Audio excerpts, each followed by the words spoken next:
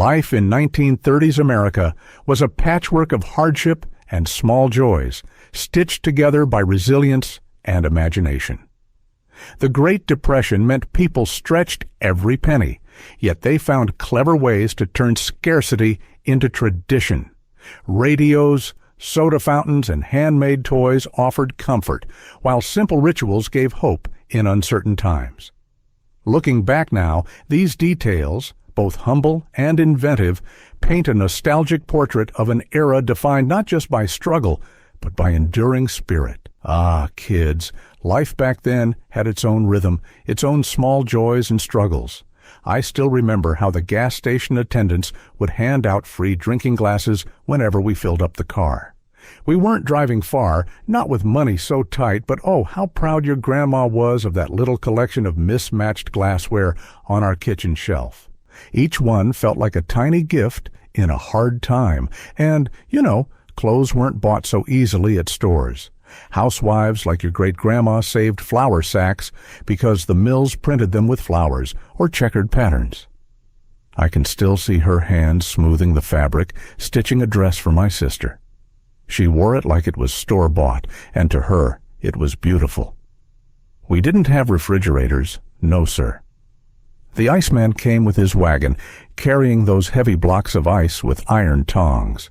He'd set one right into our icebox, and I'd sneak a chip off the corner to suck on in the summer heat. It was the sweetest cold you could imagine. Shoes didn't last long, and leather was dear. Some men patched theirs with cardboard when the soles wore out. You could hear the flapping sound as they walked. It wasn't shameful, just the way things were. People made do, and everyone understood. Oh, and those chain letters. My mother once got one promising good fortune if she copied it and sent it on. She sat at the table, writing each copy by hand, hoping maybe it was true. In times like that, you clung to any scrap of hope, even if it was silly. Our houses weren't as warm as yours. Drafts crept in through the walls, and we stuffed newspapers into cracks to keep the cold out. Sometimes I'd peel them back and read the headlines, long after the stories had passed. Even the paper had a second life back then. Banks weren't always safe either. I remember when the president declared a bank holiday. Folks lined up, worried they'd lose their savings. My father just stood, hat in hand, staring at those locked doors. We learned quickly to live with less, because nothing felt guaranteed. Milk came in glass bottles, delivered in wooden crates right onto the porch before sunrise. If I woke early enough, I'd sit by the window, waiting for the clink of bottles. Cold milk, with the cream floating on top, it tasted better than anything from a store today. Some of us out in the country had no electricity, so radios ran off car batteries. We'd listen sparingly, careful not to drain the power. Families huddled close, catching every word of a news broadcast or a serial. It felt like magic, voices flying through the air. At the general store, people couldn't always pay right away. The shopkeeper kept a tab book behind the counter, writing down what you owed. When payday came, if it came, you'd settle your bill. It was all built on trust, a kind that feels rare these days. There were traveling salesmen, too, riding in with wagons full of miracle tonics. They'd shout their pitches in the square, promising cures for everything under the sun. Most of it was nonsense, but folks bought them anyway, because sometimes a little hope in a bottle was worth the price. Children, we found fun in the smallest things. We'd save the tin foil from gum wrappers, balling it up piece by piece. The bigger the ball, the prouder you felt. It didn't cost a cent, just patience and the joy of seeing something grow from nothing. Postcards were another craze. Penny postcards, bright and colorful, showing faraway places we might never see. Kids traded them like treasures, and I kept a little stack tucked under my bed. They were windows to a wider world, one I dreamed of visiting someday. The government put artists to work, too, through the WPA. They painted great murals on post office walls, bold and beautiful scenes of farmers, workers, and landscapes. Even in the poorest towns, those paintings stood like reminders of strength and dignity. Laundry was no easy job. We had washboards, and I'd watch my mother scrubbing until her hands were raw. Clothes were rinsed, wrung out, and hung to dry in the open air. It was hard work, but when the wind filled those lines of shirts and sheets, it looked almost like a kind of music. Fairs came through town now and then, and photographers set up little booths for penny portraits. Families dressed in their best and posed stiffly, knowing it might be the only photograph they'd ever own. Those little black and white images became treasures passed down. Even movie theaters got creative. On bank night, they'd hold drawings and give away a bit of cash to one lucky ticket holder. People filled the seats, half for the film, half for the chance at a prize. For many, it was the only gamble they could afford. We boys always had a pocket knife. Not for trouble, mind you, but for whittling wood when the hours felt long. I'd sit on the porch steps, carving sticks into little boats or animals. It was a quiet joy, something you did with your hands while the world spun on. Girls had their own rituals. I remember seeing my sister heat a curling iron right on the stovetop. She had to test it with a bit of paper first, so it wouldn't scorch her hair. The smell of singed paper and the sight of those careful curls still lingers in my memory. And tobacco companies, funny enough, gave away little trading cards with their packs. Some had ball players, others famous actors, or flags of nations. Boys would swap them on street corners, long before baseball cards became their own business, just scraps of paper, yet they felt like gold to us. You know, children, nothing ever went to waste in those days. Even string was precious. We saved every scrap and wound it into big household balls. When you needed a piece, you'd tug at the end, and out it came, ready for tying packages, mending, or fixing little things around the house. The streets would come alive with parades advertising local businesses. Imagine marching bands blaring, shop signs held high, and floats decorated with crepe paper. Everyone gathered to watch, smiling as though the world wasn't so heavy. Those parades gave us pride and reminded us that our town still had life. Doctors didn't always ask for money. Sometimes my parents would pay with a dozen eggs, a chicken, or even a basket of vegetables. The doctor never turned us away. He knew folks were struggling, and people paid however they could. There was a kind of honor in that trade. When electric fan ovens first showed up in kitchens, it felt like magic. Housewives marveled at how evenly cakes baked and how much faster dinner came together. It was a little step into the modern world, and neighbors would gather just to peek at this new wonder in action. Hobos roamed the countryside, and they had their own secret language. They scratched chalk symbols on fences or posts, little codes warning others of danger, or letting them know which houses might offer food. It was their way of looking out for one another in a hard, uncertain world. At corner stands, you could find dime novels, cheap little books filled with adventure, cowboys, and mysteries. We kids devoured them, our eyes wide at stories far bigger than our small towns. They were pulp paper dreams, printed for pennies, but to us, they were priceless. Store-bought bread came stamped with the day of the week, so folks knew it was fresh. I remember that neat little mark on the wrapper.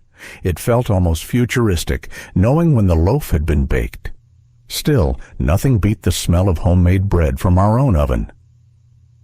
On the radio, quiz shows drew families close. Contestants answered questions, and if they got them right, they might win a set of dishes or a shiny new toaster. We'd sit there guessing answers ourselves, cheering when someone far away won something so grand. Men wore sleeve garters to keep their shirts neat. I thought they looked so sharp, those little bands keeping fabric from drooping over their wrists.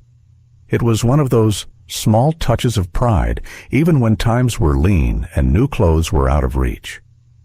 At the grocery, clerks did the weighing themselves. Sugar, flour, beans, they scooped it out, weighed it on the scale, and wrapped it in brown paper with a bit of string. No plastic, no pre-packaging. Just the sound of that scoop sliding into a bin and the smell of bulk goods. Downtown, shoe-shine boys worked the corners with their polish kits. They'd snap their cloths with a rhythm, chatting with passers-by, making those scuffed shoes shine like new.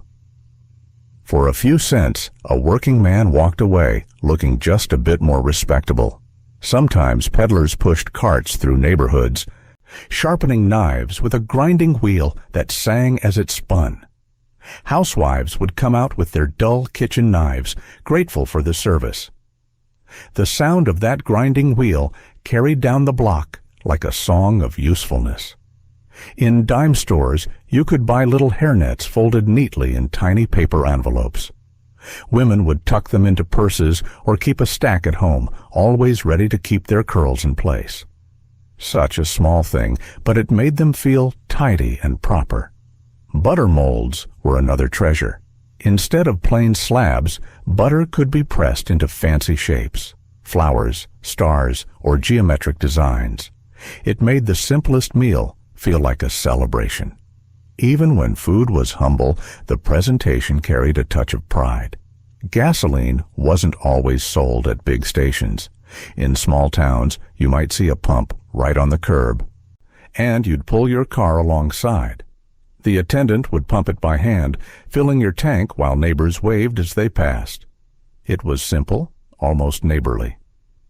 We had depression glass, too, delicate pinks, greens, and ambers given away in cereal boxes or as promotions at movie theaters. It felt like a luxury, even though it was cheap. Many families built entire kitchen sets, one piece at a time, collected like hidden treasures. At the barber's chair, it wasn't just a haircut. You got a tonic and a scalp massage, too. The cool liquid and the firm hands pressing into your head made you feel new again. Men left the shop not only looking sharper, but feeling fresher inside. Ice cream didn't always come in cones. I remember buying it in paper cylinders, peeling the wrapper, and licking it straight from the side. Sticky fingers and laughter followed, and nobody minded. It was pure summer joy, melting faster than you could eat. Churches often raffled quilts, each stitch sewn by women of the congregation. Families saved their pennies to buy a ticket, hoping to win. The quilts weren't just warm, they carried the love and prayers of the community, stitched into every patch. Chain grocery stores began replacing small family shops, and it felt strange at first. The big aisles and shiny signs seemed exciting, but some folks missed the old corner grocer who knew your name. It was the beginning of something new, though we didn't quite know how much it would change. Ah, now those traveling carnivals, what a wonder they were. For just a penny, you could step into sideshows with oddities that made your imagination run wild. A bearded lady, a two-headed calf in a jar. It didn't matter if it was real or not. The thrill was worth every cent. Children didn't need store-bought toys to keep themselves happy. We made our own from salvaged tin cans, flattening and bending them into little cars or noisemakers. They rattled and clanked, but to us, they were as good as anything you could buy. Imagination filled in the rest. Farmers often smoked corncob pipes, not because it was stylish, but because cigars were far too dear. I can still picture old men sitting on porches at dusk, puffing away on those simple pipes, the sweet, earthy smoke drifting into the evening air. Homes were brightened with rag rugs, woven from strips of old clothing too worn for anything else. They added color to plain wooden floors, each one carrying the memory of a shirt, a dress, or a pair of trousers long past its use. Nothing was ever wasted. When safety razors with replaceable blades came along, it felt revolutionary. Men no longer had to visit the barber or wrestle with a dangerous straight razor at home. It was modern convenience in the palm of your hand, a tiny luxury in uncertain times. Girls cut paper dolls right from Sears catalog pages, carefully trimming around the edges. The catalog gave us everything from dresses to hats, and with scissors and imagination, entire wardrobes came alive. Store-bought toys were rare, but these made us dream in color. Bank checks weren't plain like today. They came with elaborate engravings, scrolls, and seals, proud little works of art. Folks kept them as keepsakes, reminders of better days or proof of trust when money was thin. Even paper carried a sense of dignity. On sidewalks stood penny-operated scales. You'd drop a coin in, step up, and see your weight printed on a little card. Children scrambled onto them for fun, and adults checked earnestly, laughing or sighing at what the needle revealed. It was a tiny public ritual. Boys collected cigar bands like they were gold. Discarded by grown-ups, those little paper rings bore bright colors, flags, or designs. We'd trade them like treasures, boasting of rare finds. It was a world of collecting that cost nothing but a sharp eye. Women used laundry bluing to make their whites shine brighter. A few drops in the wash, and suddenly shirts and linens looked cleaner, fresher, almost new. It was a simple trick, passed down like a secret, that made hard work feel a bit more rewarding. Radio soap operas were born in those years, funded by soap companies eager to sell their products. Families tuned in daily to hear tales of heartbreak and drama. Housewives folded laundry with one ear bent to the voices, living those stories as if they were neighbors. Out in the country, many families still relied on hand-pumped wells. The handles squeaked, the water splashed cold into a bucket, and every sip felt like it came straight from the earth. Nothing tasted so pure, though it took muscle to bring it up. You'd laugh today, but back then, patent electric belts were sold to men, claiming to restore vigor and energy. Ads promised they could cure nearly anything. Folks were desperate enough to try, believing a little shock might fix what medicine could not. Every main street had a shoe repair shop. Cobblers' hammers rang through the day, pounding nails into soles and heels. Shoes were too valuable to throw away, and a good pair could last years if a skilled hand gave them new life. Wooden orange crates often found second lives as bookshelves for children. Stacked on their sides, they held well-loved school books, comic strips, and borrowed novels. It wasn't fancy, but those crates carried whole worlds of stories for kids eager to read. I recall seeing posters in town, bold words shouting, "Bank runs avoided, trust in Roosevelt." They were meant to calm nerves, to keep people from rushing to withdraw their savings. Even paper on a wall carried the weight of survival in those days. Hotels and government offices kept brass spittoons gleaming beside chairs. Men would chew tobacco and spit, the sharp ping of juice hitting metal echoing in the room. It was an accepted sound back then, one you don't hear anymore. Farm families often ordered live chicks through Sears catalogs. Boxes of peeping little birds would arrive by mail, and children rushed to open them, amazed that new life could be delivered right to the doorstep. Those chicks often meant food and survival. Trolley tokens were a child's delight. Bright little coins, small enough to tuck into a pocket, became souvenirs after the ride. Kids would collect them, showing them off like rare treasures, while adults saw them only as a ticket to work. And then came nickel jukeboxes, glowing in diners. For a coin, you could fill the room with music, swing, jazz, or ballads. Couples danced between tables, kids tapped their shoes, and for a moment it felt like the world was bright again. Music always carried us through. I can still picture those old soap flake ads, promising women that their hands would be as soft as silk if only they used the right brand. Housewives worked until their fingers were cracked and raw, but those ads gave a dream, just a little hope of gentleness in a rough world. In store windows, mannequins stood frozen, not the smooth plastic ones you see today, but made of plaster. Their painted faces chipped, their limbs stiff, yet they still looked glamorous to us kids peeking through the glass. They were our first glimpse of fashion we'd never afford. Milk didn't come sealed in plastic jugs either. It arrived in glass bottles, stopped with simple cardboard caps you popped out with your thumb. Sometimes we'd save those little discs, collecting them like treasures, though really they were meant for nothing more than sealing in the cream. Radio gave us many wonders. And once there was the mystery airship craze, fictional broadcasts that had listeners convinced strange flying machines were overhead. Folks would step outside, scanning the skies, half believing. It was imagination let loose on the airwaves, and we all wanted to believe. Men often carried pocket combs tucked neatly in little leather cases. After a day's work, they'd slick back their hair, hoping to look sharp for supper or a stroll. It was a small vanity, but even when money was scarce, pride in appearance mattered. In the city, steam radiators hissed and clanked through the night, sometimes so loud they seemed alive. On cold mornings, I'd press my hands against them, soaking in their warmth, listening to their music. It was the heartbeat of old apartments, steady and familiar. At school, we wrote with steel nib pens dipped into inkwells built right into our desks. The ink stained our fingers, smudged our papers, and made us laugh when blotches turned words into accidents.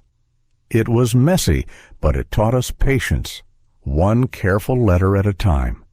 For every holiday, Christmas, Easter, even Valentine's Day, families sent penny greetings. They weren't fancy, just small, colorful cards sent with love. Receiving one in the mail felt like magic, a reminder that someone far away thought of you, even if only for a moment. Board games were often homemade. I remember checkerboards painted right onto old scraps of wood with bottle caps for pieces. We played for hours, the laughter loud, the rules half forgotten, but the joy was always real. Simple things built the fondest memories. Aluminum percolators became prized possessions, lighter and shinier than the old cast-iron coffee pots. The bubbling and perking filled the kitchen with a rich smell that drifted through the house. Coffee was a comfort then, and that new shine in the kitchen felt like progress. Out on the farms, telephones weren't private. We shared a single party line with neighbors. You'd pick up the receiver and hear someone else's conversation, then wait your turn. Gossip traveled faster than the mail, and sometimes the whole community seemed to live on that crackling line. Matchbook covers carried all sorts of ads, even political campaigns. Men would strike a flame to light a smoke and see slogans printed on the flap. Those little books spread messages hand to hand, pocket to pocket, tiny billboards tucked into everyday life. We boys used to play with pogs, though we didn't call them that. They were just milk bottle caps, flicked and traded on the schoolyard. The game was nothing special, but the thrill of collecting and winning kept us busy for hours. Community medicine shows traveled from town to town, mixing music, jokes, and miracle cures. People gathered for the entertainment, clapped along with the songs, and bought bottles of tonics. Even if the medicine was worthless, the laughter and music made the evening worthwhile. On laundry days, women sometimes tied up their hair in rags or left it undone, what we called hair flags. It was a signal to the neighborhood. Don't expect company today. Work came first, and vanity could wait until the chores were through. The first automatic toasters felt like marvels. You'd drop in the bread, and halfway through, the machine would flip it for you. Children stood watching, waiting for the golden slices to pop up as if it were some kind of kitchen magic show. Scrap drives were common, collecting rags, bones, and paper to be recycled. Kids tugged wagons filled with odds and ends, proud to help. Nothing went to waste. Every piece had value, every scrap a contribution. It taught us to see usefulness in everything. Companies sometimes handed out free samples of yeast, along with the little recipe cards for bread. It wasn't just advertising, it was survival, a way to stretch a family's pantry. The smell of fresh bread, even from a humble kitchen, could lift spirits higher than you'd believe. Laundry was a true workout with hand-cranked wringers mounted on bathtubs. Clothes were fed through the rollers, water squeezing out in streams. I can still hear the creak and crank. And the warning from mothers, keep your fingers clear or you'd regret it. Money wasn't always what paid the bills. Farmers often paid hired hands with food, baskets of potatoes, jars of preserves, or a side of pork. It wasn't charity, It was trade. Both sides left the deal satisfied, and no one ever went hungry if a neighbor had plenty. I can see the glow of a neon palm in a dusty storefront window, fortune tellers offering palm readings for a dime. Folks who had lost everything in the Depression sometimes clung to those tiny predictions, hoping for luck or love just around the corner. Outside general stores, nickel peanut machines stood bolted to the wall. You'd drop in a coin, twist the handle, and out rolled a salty handful. For children, it was the cheapest kind of treat, and the rattle of peanuts dropping was music to hungry ears. Kids didn't always have shiny marbles. Many played with Depression-era marbles made of clay. They chipped, they cracked, but they rolled all the same. Boys guarded their best ones like treasure, even if they were nothing more than painted lumps of earth. When big fights came on the radio, whole families huddled close, listening breathlessly. Every punch described by the announcer came alive in the imagination. For those minutes, the boxer in the ring carried the hopes of every listener in America. Street hawkers sold cheap bamboo fly swatters, waving them high and calling out their pitch. In hot summers with windows wide open, every household needed one. They were both a tool and a symbol of long afternoons spent swatting at buzzing flies. Churches often gave out paper hand fans, printed with advertisements from local funeral homes. Families waved them during fiery sermons, the gentle flapping mixing with the preacher's voice. Strange as it was, death and worship shared space in the same pew. Soap companies sponsored baby naming contests, offering prizes for the sweetest names. Parents proudly mailed in their entries, dreaming of both recognition and free soap. For some, winning wasn't about glory. It was about saving a few precious dollars. Almanacs printed cheaply in paper covers sat in every kitchen. They weren't just for planting dates. They held recipes, home remedies, even jokes. Families consulted them daily, as though the little books carried wisdom as solid as the Bible. Schoolboys greased their hair with Vaseline or pomade, slicking it flat like the movie stars they idolized. Teachers frowned at the shiny streaks left on desk backs, but the boys strutted, proud of their style, even in threadbare clothes. Chicken feed sacks often came printed with floral patterns, a clever lure for housewives. Families reused them to make dresses, curtains, and aprons. No scrap of cloth was wasted, and many a child wore feed sack fashion with pride. Photographers in department stores sold hand-tinted photographs, painted delicately in soft pastels. For families who couldn't afford a real color portrait, these keepsakes were treasures, hung proudly on living room walls. Soda fountains offered phosphate drinks, bubbly and tangy, flavored with fruit syrups. The fizz tickled the nose, and for a nickel, it felt like luxury. Teenagers lingered at the counters, sipping slowly to make it last. Movie stars made chain smoking look glamorous, flicking ash with casual grace. Audiences copied them, puffing away in theaters, restaurants, even offices. Cigarettes weren't a vice. They were a symbol of sophistication, at least in the eyes of the 1930s. Traveling preachers set up tents at the edges of towns, their voices booming with promises of salvation. Crowds flocked in, swaying with the hymns, swept up in the fire and thunder. It was as much spectacle as sermon, a revival of both spirit and community. Magic lantern slide shows still flickered in small town halls, even as movies took over. Families gathered to watch the glowing images on canvas sheets, marveling at faraway places brought to life by a beam of light.